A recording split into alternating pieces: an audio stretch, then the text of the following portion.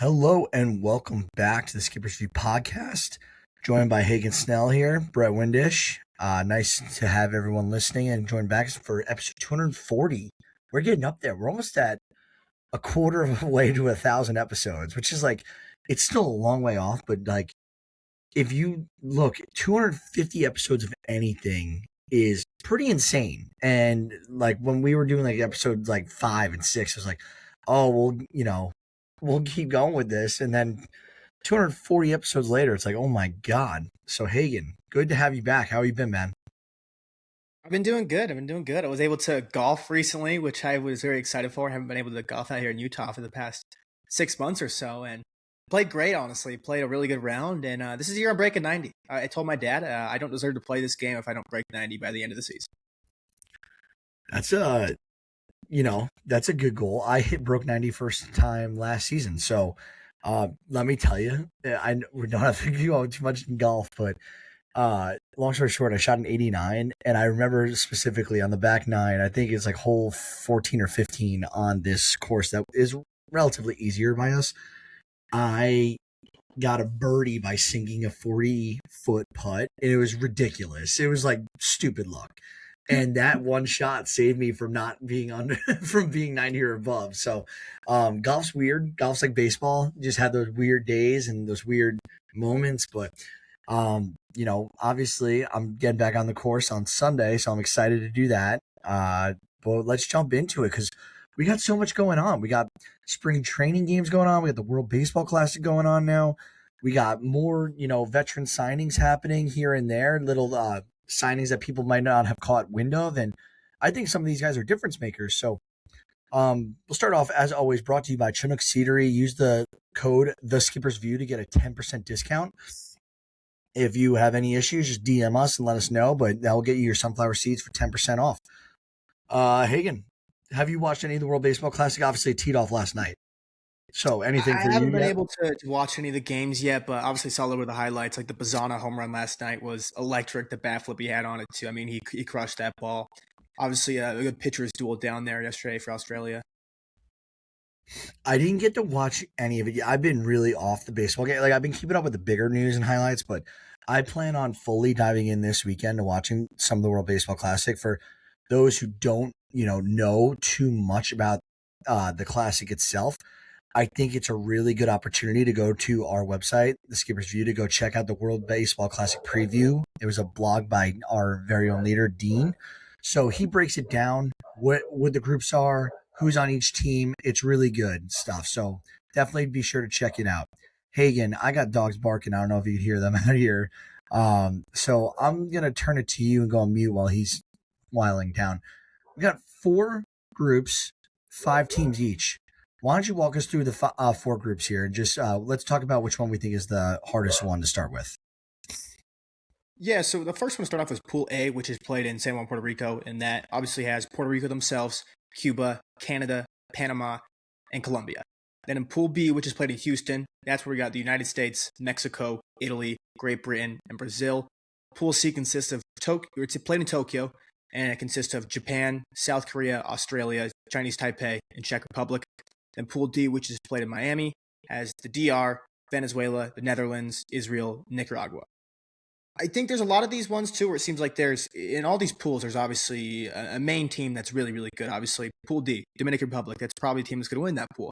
Pool C, Japan's, I can guarantee you they're going to win that pool over South Korea, Australia, Chinese Taipei, and Czech Republic. Pool B, you got like the United States is easily going to be the favorite there, but I mean Mexico is a pretty solid team too. Italy's got a lot of big leaguers on their team too, so you can't sleep on those teams at all.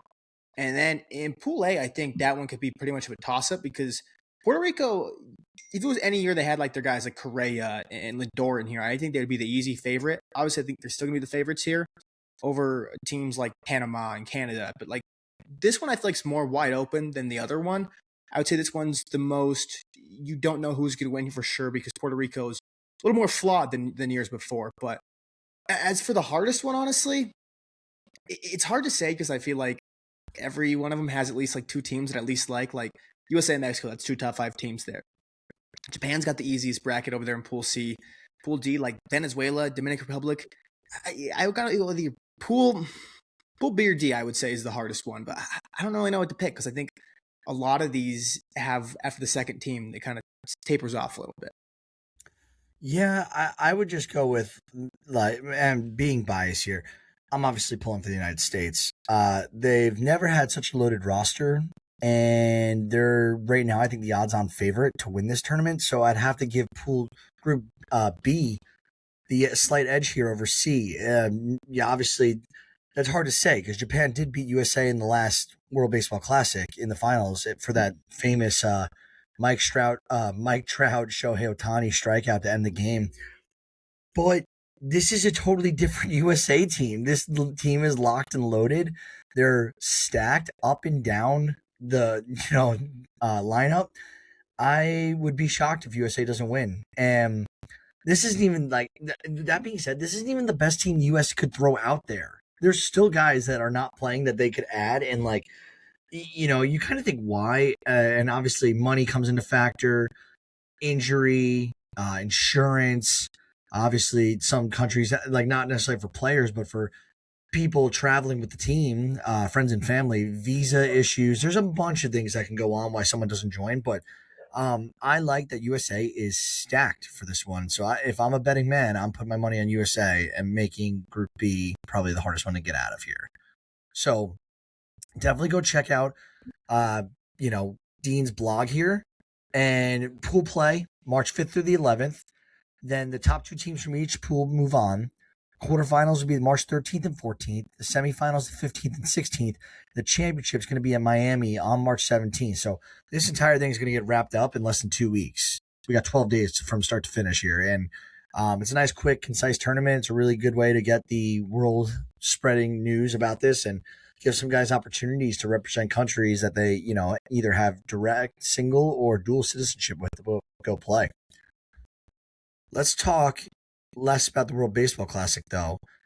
Let's turn to a fun exercise. So I put a question down here, Hagen, and I put 5 answers, but there's no wrong answer. So if you think someone else that I'm not naming on this list, this question's a general question. So it's who is on the hottest seat right now in baseball?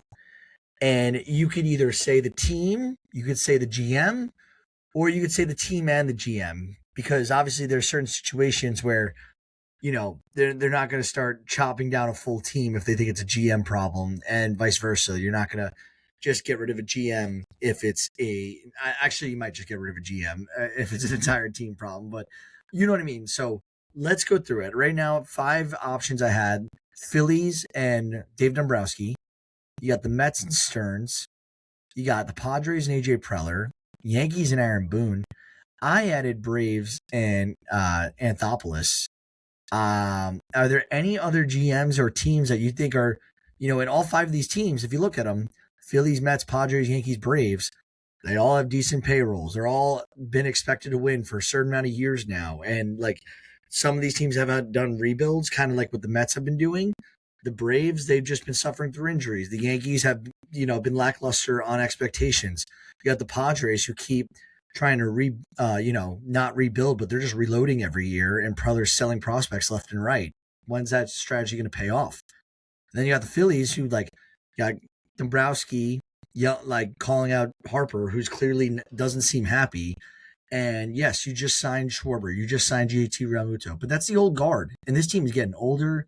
There are not many times to strike the iron here for the Phillies to capture another World Series title with this core group. So I would love to hear your thoughts. I just wanted to explain that out a little bit. Yeah, I think we're in a weird time right now in baseball, at least the way I would put it, where I don't think there's that many dudes really on a hot seat right now. I know if you ask any Mets fan, they'll say David Stearns on the hot seat and he's got to figure it out. I'm going to tell you now, this dude's not going anywhere.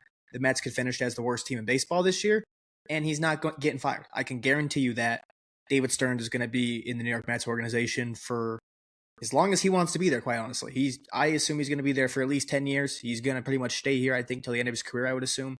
So I don't think there's any way that he's on the hot seat at all. Out of the guys you named here, I would probably say Boone or Anthopoulos, but Anthopoulos, you can't really blame him. There's been so many injuries to his team, and he's just had stuff going on. You can't really blame him for guys getting hurt and all this. You can say, okay, the depth, but all that, but they've been working close their payroll's been so high recently, and they don't have much room to spend out of that. I don't think you can blame him for that. And the Yankees with Cashman there too. Like you could say the Yankees need to change there in Cashman, which I think is probably the right thing to do. But at the same time, this dude has a borderline playoff team every single year. He just hasn't been able to get over the hump in a long time. But also too, it's like if you're going to get rid of Brian Cashman, who's going to come in and fix that job? Who's going to get them over the hump? Because I think a lot of people do it too, with Aaron Boone to the manager, when they always complain about, I want Boone gone, I want Boone gone, where it's like, well, who's going to replace him? Like, do you have a Hall of Fame manager that's just out there that you want?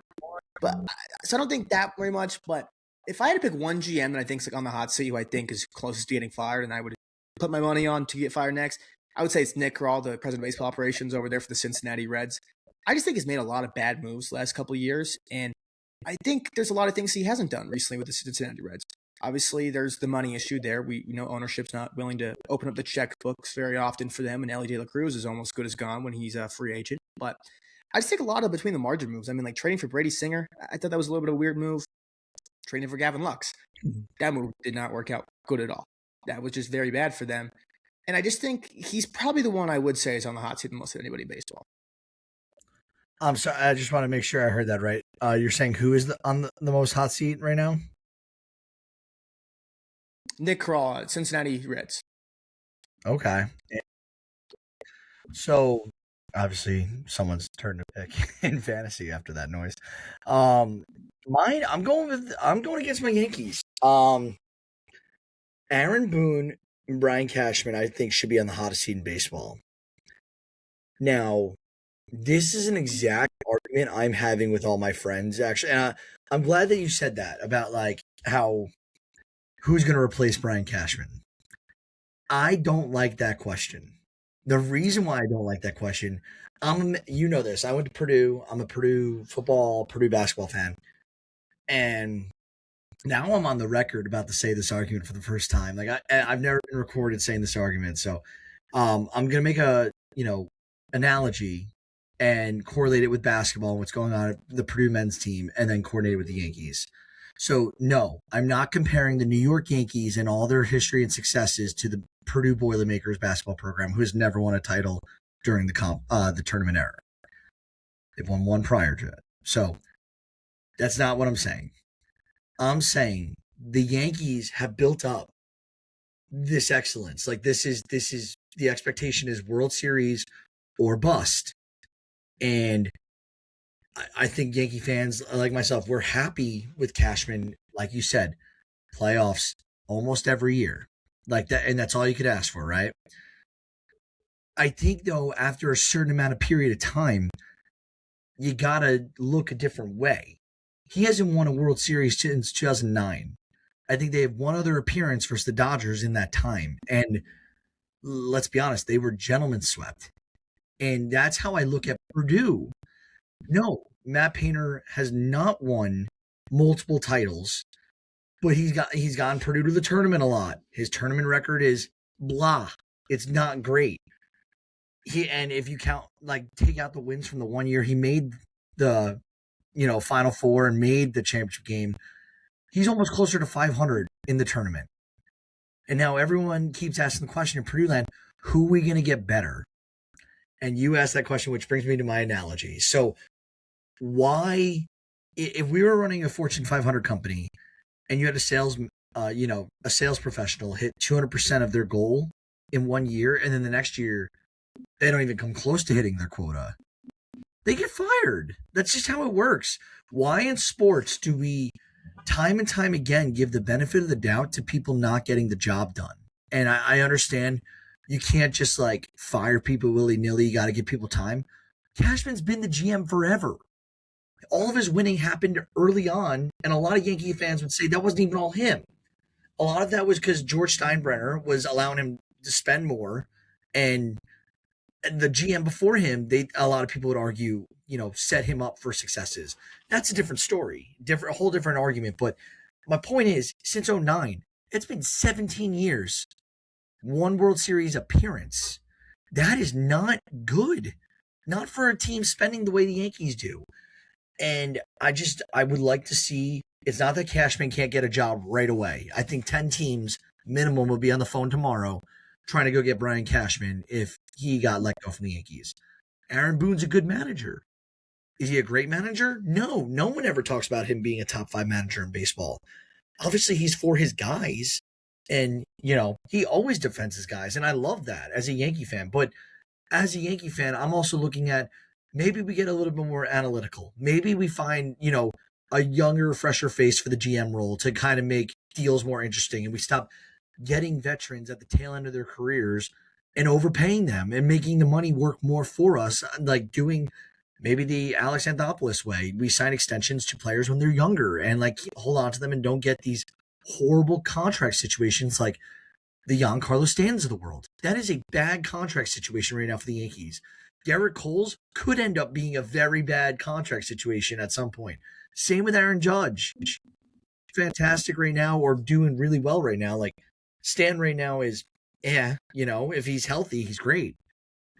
My point is, I think that seat should be scalding hot, and I don't think Yankees ownership is going to do a damn thing about it, no matter how they finish this year. Even though I think the Yankees can take the division this year.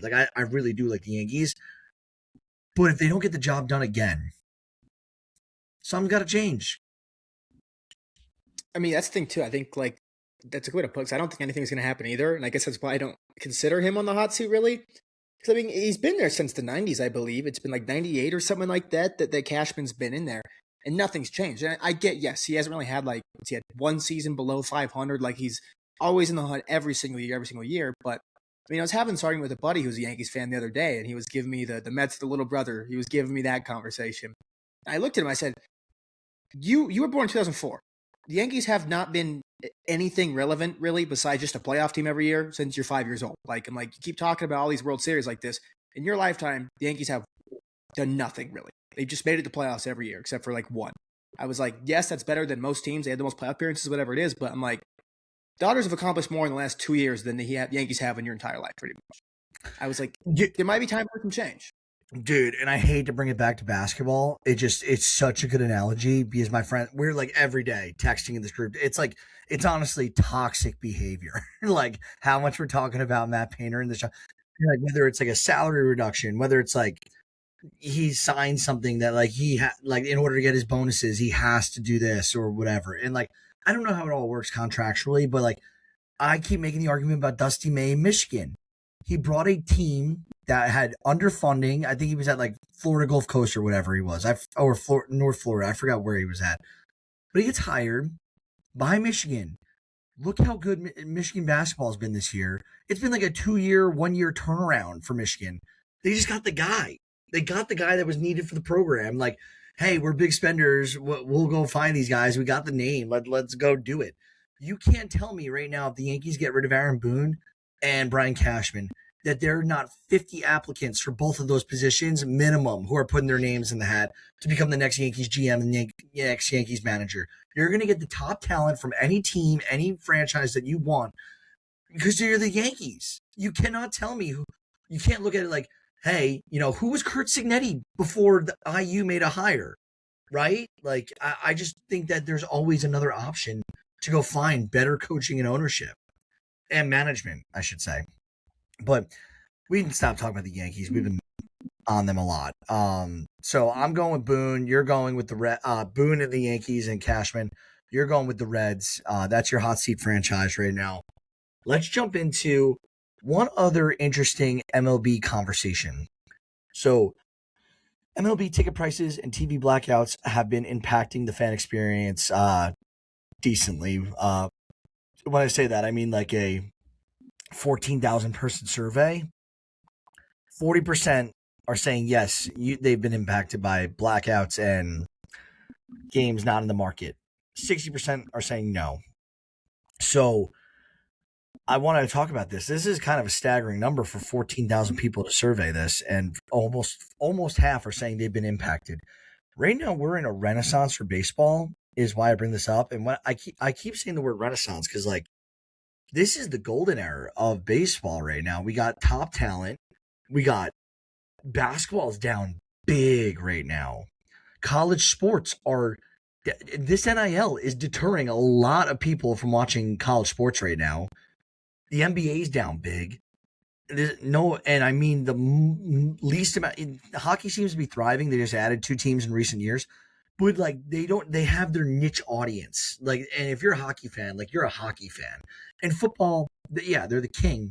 But baseball right now, this is their time to thrive. We don't have like golf's kind of dying right now with Live and PGA, and like people like numbers have been down in terms of watching it. What does baseball need to do, Hagen, to fix this? Do we need to somehow get a monopoly together where MLB Network owns all the broadcasting? Because like this is now becoming a massive issue in terms of the general baseball fan population. I think I'd have to dive into it a little bit more to give a more educated answer. And I don't want to just say something and kind of have it wrong here. But obviously, they've had the issues here with the TV deals recently. And yes, this is affecting like the fans and stuff too. But then it's also affecting the teams too. Because I mean, even the teams that have lost their TV deals last, I think it's like half the leagues lost their TV deals. And then they lose, their deals have been cut from whatever, $60 million down to $30 million. These are businesses at the end of the day. I know me and you are very big owners spend your money like this, but if you tell a billionaire for your franchise, hey, you have $30 million less to spend that you know is coming in revenue every single year, they're probably not going to increase their payroll. If anything, the payroll is going to decrease a little bit. So it's impacting the on-field play too in teams in that sense too. So I think we just have to get these TV deals figured out. I do not know the exact what it is, whether it's one umbrella under all that, but then you have to deal with the issue of like an SNY, who the Mets own their own broadcast. And then some teams are going under FanDuel Network, and then some teams are under MLB Network. So right now it's all over the place. So you have to almost buy out those SNYs and those private companies that have their own broadcast. So it's a very hard thing to do, but I think the blackouts is a big thing that I think fans have been wanting Manfred to fix. At least in my time as being a baseball fan, I think that's been probably one of the top 3 issues people I think have want fixed. I mean, I'm one of those guys that get affected too. I mean, like last year, the Arizona Diamondbacks are probably the most exciting team to watch, I think a lot of people would say, because their pitching was, especially their bullpen, was very shaky, and they gave up a lot of leads, and they had a top 5 offense. So you have a bullpen that can't hold a lead and a team that's going to rake.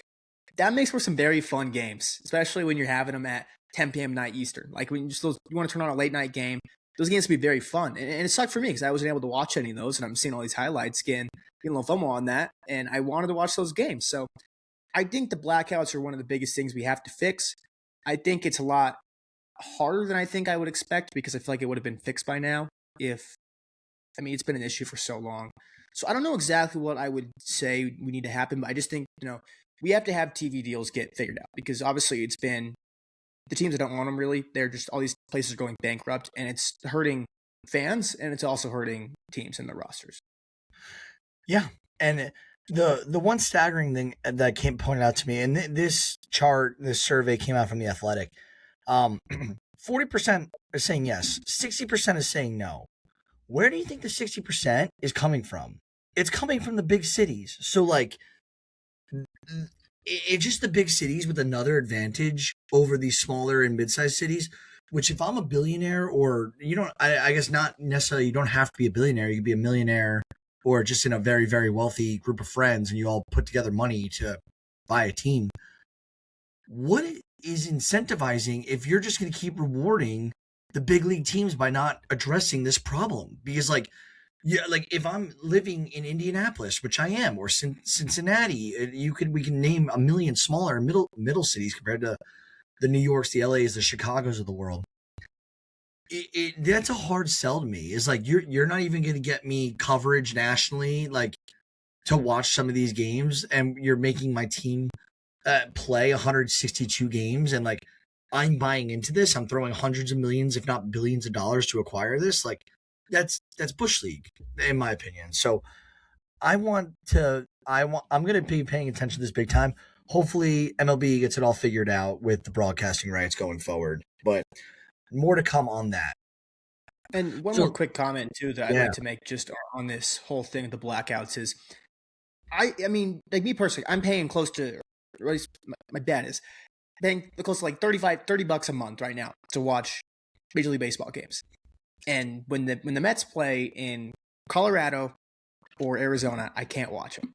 Like, it's like, I feel like for how much people are spending to watch their favorite baseball team play, and then you can't watch whatever 8 games a year. I know it's a very small sample size compared to the rest of the season, but it's kind of frustrating. You're like, I spent all this money and I can't get every single game. Like there's certain games blacked out. That's not including if you have an Apple TV game you have to have a subscription for. Now it's going to be with NBC. There's going to be some games that are going to be on Peacock once football starts. You're going to have the subscription for that. So it starts pissing people off a little bit. Yeah, well said.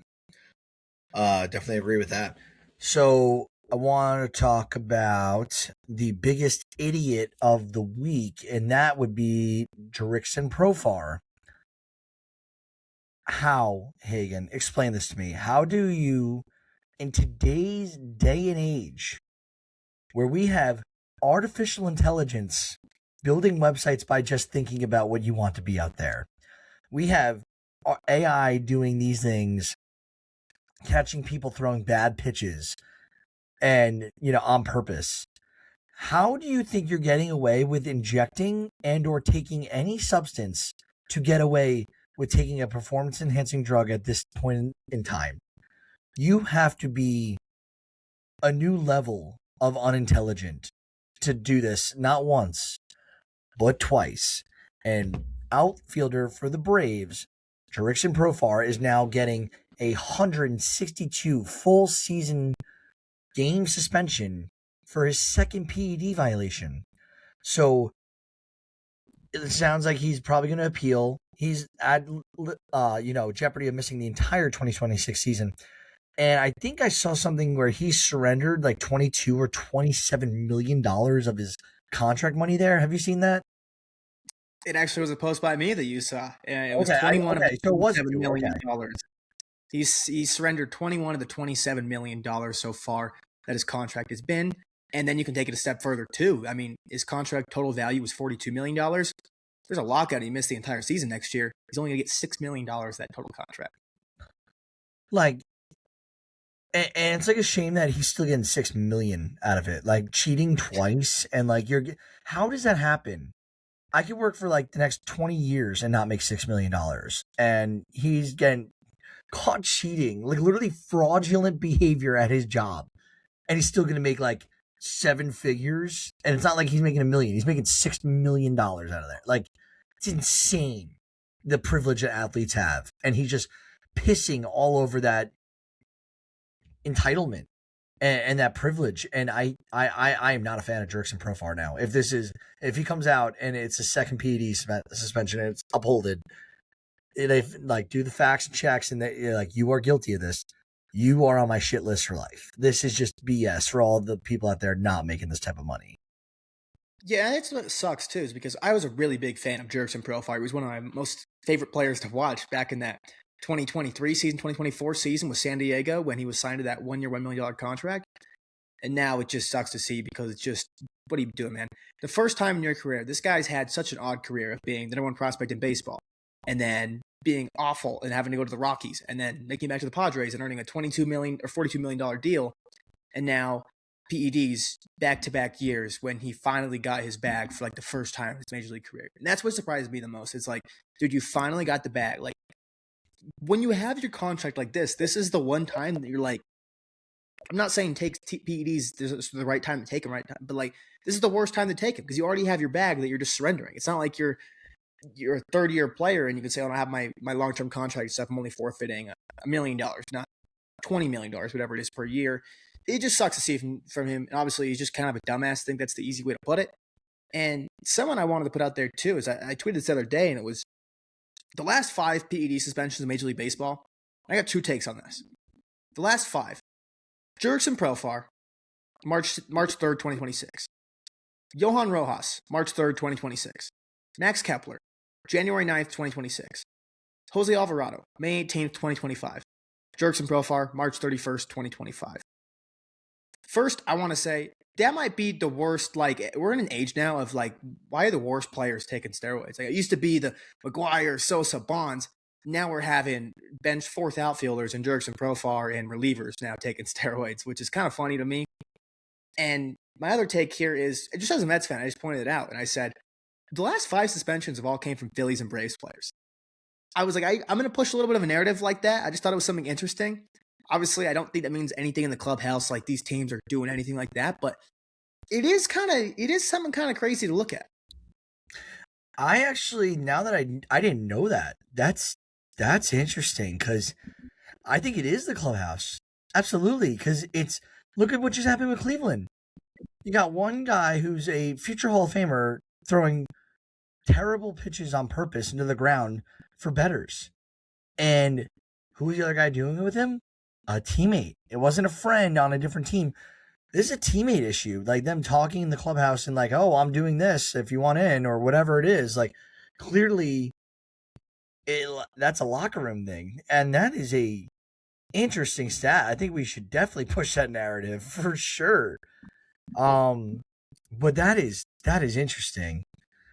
Well, let's try and end on a light note. We got some news and injuries for you, and then we're gonna go into some interesting conversations about cards, AL Central rookie rotation rankings, and just tickets for this year. So, Max Scherzer, we'll start with him. News and notes. He's back with the Blue Jays. That was really cute of his daughter write that memo that she wanted him back in Toronto. I think we're all fans of that. So good to get back Scherzer for one more year. The Royals are signing former Met Starling Marte to a 1-year deal. I kind of like this. If Marte is anything of resemblance, like Kansas City definitely needed outfield help entering the offseason. So this is another piece to the puzzle there in Kansas City. Maybe he's really able to help out. Baltimore's Jordan Westburg, he's going to open the season on the IL, partially torn UCL in his right elbow. The Braves gave Chris Sale a 1-year, $27 million contract extension that includes a $30 million option for 2028. This deal was finalized less than 2 weeks after Sale said he'd like to retire as an Atlanta Brave. So, good for the Braves. They got one thing right because recently the news has sucked between Schwellenbach, Smith-Shawver, Profar, and who else am I missing right now? Who was the other pitcher got injured recently? Woodruff.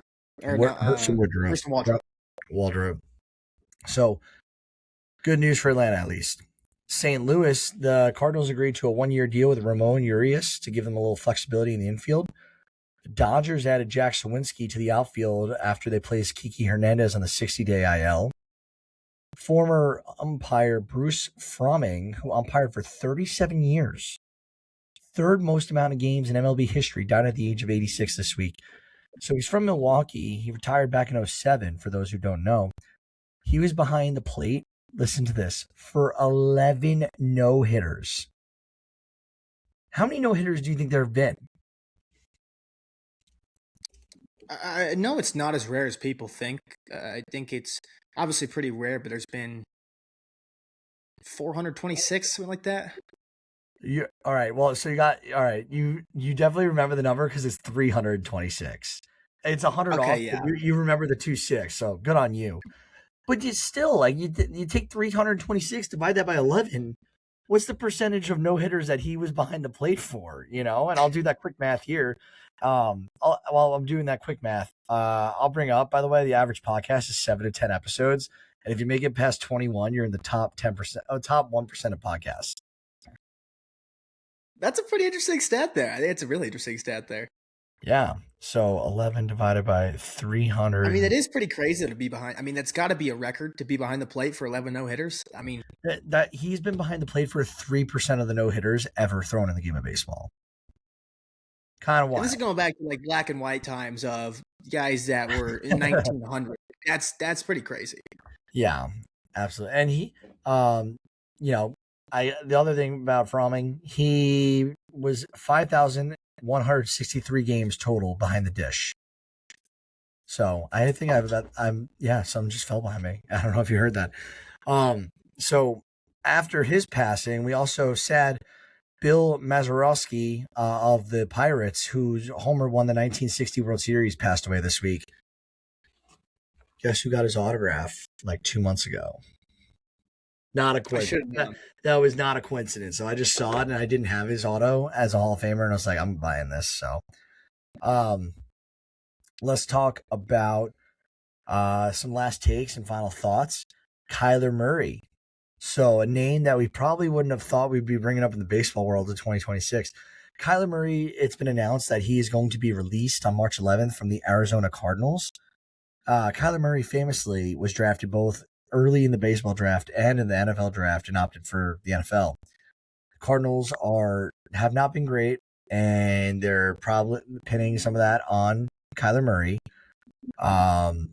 What do you think? The A's general manager David Force told Martin Gallegos of MLB.com that Kyler is an elite NFL quarterback, and he's sure there's going to be plenty of opportunities to play football still. But that said, he and his baseball representatives are always open to exploring a return of the A's. Do you think we see Kyler Murray back in the green, yellow, and gray this season?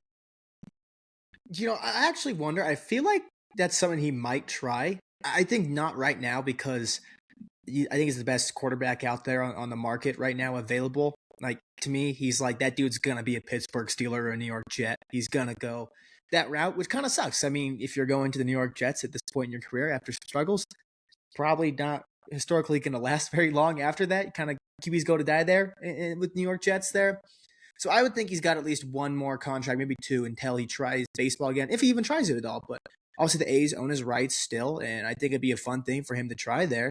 And I mean, he's really too. I mean, he talked about too, like he's an elite athlete. I mean, he's the only player in, I believe, history of the world to be a top 10 pick in Major League Baseball and NFL.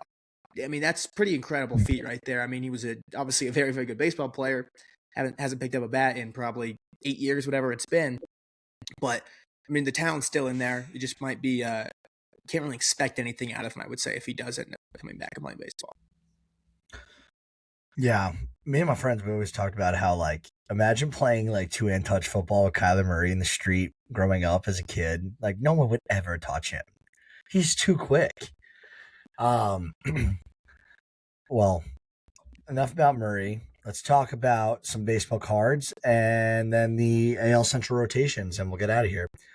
So, everyone knows that the most infamous, famous card out there is the T206 Honus Wagner card from the cigarette boxes back in the day. And the Shields family, they sold a family heirloom this past week. They sold it they have a PSA 1, and it's graded 1 to 10. 1 being the worst, 10 being the best.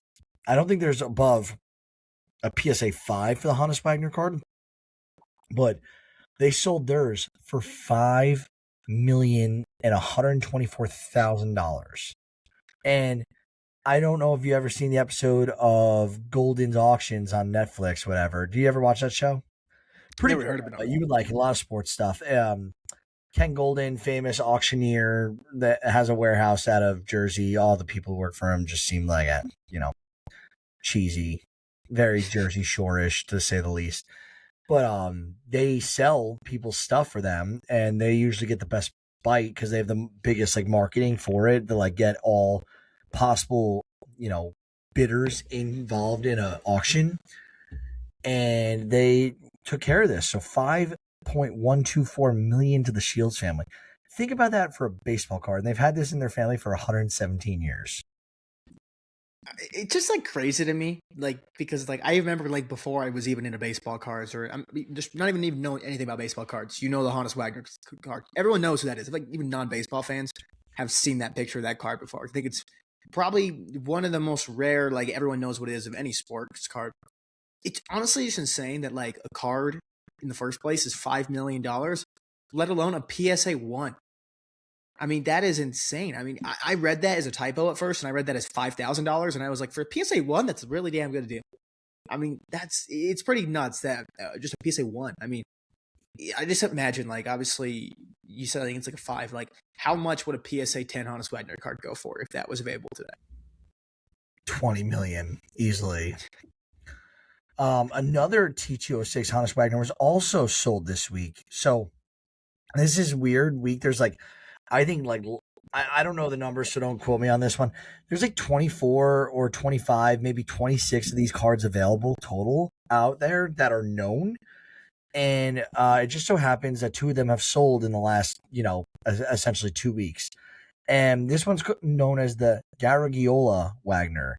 So it was originally obtained by broadcaster Joe Garagiola, and hopefully I'm pronouncing that right. He traded his 1954 Giants uniform for the card back in the day, and that card last sold for $2.5 million in 2021. It was sold for $3.6 million just 4 years later. So, or 5 years later. So almost $1 million more just waiting 5 years. $200,000 a year in appreciation or inflation. That's insane. Let's talk about I mean, yeah. what's up. I would just say that's already pretty crazy. I mean, Yeah, for how a quick card this too, like I would love to be the owner of that card if I was like super wealthy. If I had that card, it would be sold so freaking quickly to go pay for a sick house in the lake somewhere and like never work again. Just leave the rest in like the Vanguard Fortune 5 S&P 500 index fund. That's all I would do. Best deal this summer. So if you're a St. Louis fan, a ticket as low as $29 to sit in the Big Mac land section comes with unlimited concessions. So included under an umbrella pricing, you get soda, hot dogs, chicken tenders, brats, and fries, and a seat to the game for $29. That might be the best bought ticket in the MLB. The only thing that I can think of that I know is comparable is the pinstripe pass for the Yankees. So the Yankees in center field. Have you ever been to Yankee Stadium? I have, yes, but I was around like 11 years old, so I don't remember it too well. So this is like the new stadium. I don't know. Were you in the old one or the new one? The new one. Okay. The center field is all open seating. There's a massive bar there, and the pinstripe pass gets you one complimentary like light beer. It's like a Miller Lite or Bud Light, and a standing room only option in center field. But like usually you could filter down somewhere once the game starts to fizzle out, and it's the best buy. It's like a free beer and get to watch the Yankees from center field. I don't know. But this is good for St. Louis fans, good for me because I haven't been to St. Louis and I might take a drive down there this summer to go take advantage of that.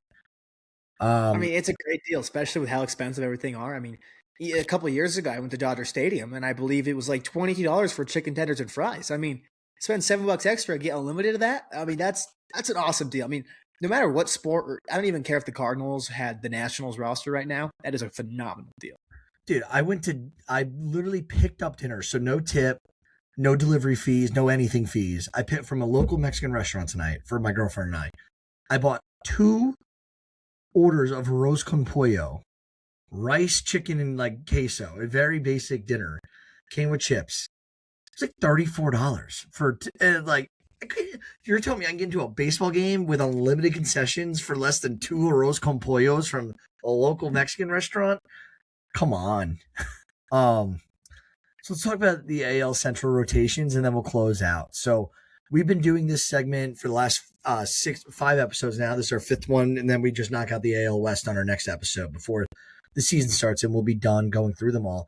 Hagen and I just been looking through the rotations, just evaluating which ones we like best and kind of picking and choosing a number of where we land. So Hagen, why don't you start off with your 5th ranked rotation in this division? Yeah, I got the Chicago White Sox here. Obviously, it's headlined by Shane Smith, followed by Davis Martin, Sean Burke, Anthony Kay, and Eric Fetty. My reasoning for this one is I actually like Shane Smith a lot. I think he's a really good pitcher. I just think it's kind of hard when he's your ace of your staff. But obviously, we know the White Sox don't really need a great pitching staff where they are right now as an organization. But I'm not really a fan of Davis Martin, Sean Burke. I think Anthony Kay is going to be pretty mid this year. And I don't think Eric Fetty's that good anymore either. So I just think this is not a good rotation. Fair enough. I did not choose the White Sox. I chose the Minnesota Twins. And a big portion of that is I just think that the Twins are going to end up moving Joe Ryan at one point. I'm not sure if they will or not, but we'll see. Pablo Lopez went down. Shane Smith, I think, is really coming into his own. I think that they have guys as well, the White Sox, that are not as highly talked about, that are fantastic. Like, I am big on Eric Fetty, and I think that they're going to call up Grant Taylor to stop being a reliever. I think he's going to join the rotation. I think he's going to have a similar so we have Brett Chris out Sale here, so I guess I'll path just here. move on And here that with my doesn't next even one. bring Obviously, I in had the Twins ahead of them. Smith.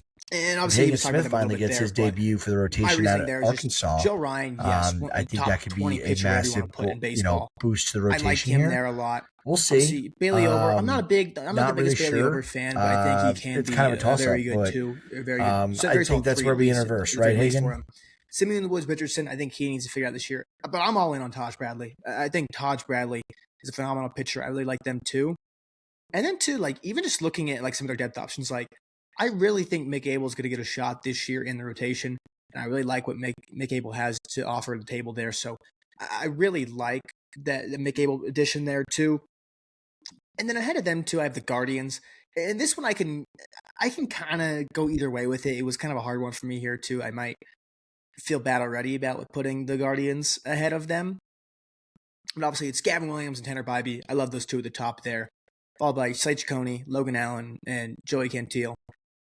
Cantil, I really like him on a bounce back this year. I think he has some things he can work on and help improve this year that will make him better and be better than he was in the past.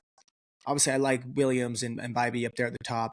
And I think looking back on this, I probably would have flipped the Twins and the Guardians. Welcome back, Brett. Yeah, dude, I blame Fangraphs. That website stinks every time. It knocks me off. That's why I pay for the membership. Get rid of the ads. Dude, that's terrible though. Even with ads, your website should not do that. Like, I want to say more, like about to trash the website. Just like, my God, every time. But yeah, and right here to finish out, we have the same exact order. So Royals are number 2 for us, and then the Tigers finish out as number 1. I think the Tigers with Framber, that really put the icing on the cake where there was no competition anymore. So between Flaherty, Framber, and Tyler Skubal, the best pitcher in the world right now, it was really an easy number 1, 2, 3 slot there. Royals have a sneaky rotation because like Cole Reagans has that Cy Young caliber arm that we, who knows? He could absolutely win a Cy Young this year. No one know. It's not locked in for Tarek Skubal. It's not locked in for Paul Skeens. Royals have a really solid rotation though, and I think the Royals with the ads they made, the extensions they've done, they are going to be a real contender in the AL Central this year. So, any other thoughts on the rotations there, Hagen? Yeah, I think the Royals, I mean, even just looking at this now, I think is a lot better than people give them credit for. I think it's one of the most underrated in all of Major League Baseball. Last year, like you said too, you have Cole Reagan, at the top of the rotation there for the Royals, and who can be that Cy Young contender up there. Obviously, he was in talks with Tarek Skubal before Tarek Skubal took the jump. It was kind of those were the two left-handed arms that were kind of in those talks together. After that, you have Chris Bubich, who was in Cy Young conversations last year before getting hurt. I know it's not as pretty as a Cole Reagan's. It's more of a soft tossing lefty type of thing, but he was in Cy Young conversations last year before going down. And the guy I want to highlight here especially is Michael Wacha here. And that sounds really weird, but this is Michael Wacha's ERAs from 2022 to 2025. 3.32, 3.22, 3.35, 3.86. I think Michael Wacha has been one of the most underrated pitchers the last 4 years in all Major League Baseball.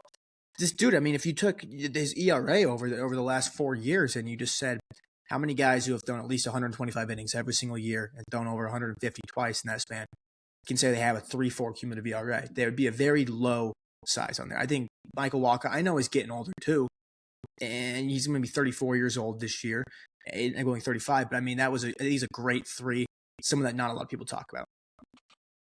No, solid call out, giving the guy credit where credit's due. I think Michael Wacha is one of the, and that's why they're so intriguing. They've just had pieces like that, the Royals, and they're up and down the rotation where it's like guys you don't think about as being good pitchers, but they're all kind of outstanding. So that's. Do you have anything else you wanted to talk about before we close out? No, I just want to say that I just think just watch WBC. It's going to be a lot of fun. It's a lot of fun baseball going on here now. And if the U.S. doesn't win, anything short of a championship is a failure for this roster. And every single player on that team would tell you that same thing. So I feel pretty confident the U.S. can take it home. In my eyes, this is a tournament. I know there's some very good teams that I don't want to disrespect any of them. But it's just the U.S., Japan, or Dominican Republic. I think it's mainly the U.S. and the Dominican Republic was my 1-2 right there. But I feel very confident in the U.S., their capability to do this, especially if they get to the championship game. New York Mets pitcher Nolan McLean's going to be on the mound, so people are going to have fun enjoying some blitz balls on the TV. Absolutely. Well said. 100%. Thank you for listening. Follow us on social media. We're all over on Twitter, and our website pushes out our blogs. If you want some great baseball content, go ahead and subscribe. It's free. If you feel like signing up for $5 a month, it helps us out, helps us continue doing what we love to do on the side. And we never have ads. So it's a solid purchase. You're not going to get spammed with ads going up and down the website. Outside of that, rate us 5 stars if you believe we deserve it. We are, this helps us out a lot in growing the product and the platform to bring you guys the best baseball news and insights week in and week out. Grab your merch from our store. We are undergoing upcoming logo change. Dean's working on it with some graphic designs, i.e. AI he's playing around with to figure that out. And that's pretty much it for me. So thank you all for listening. Have a good night. Bye.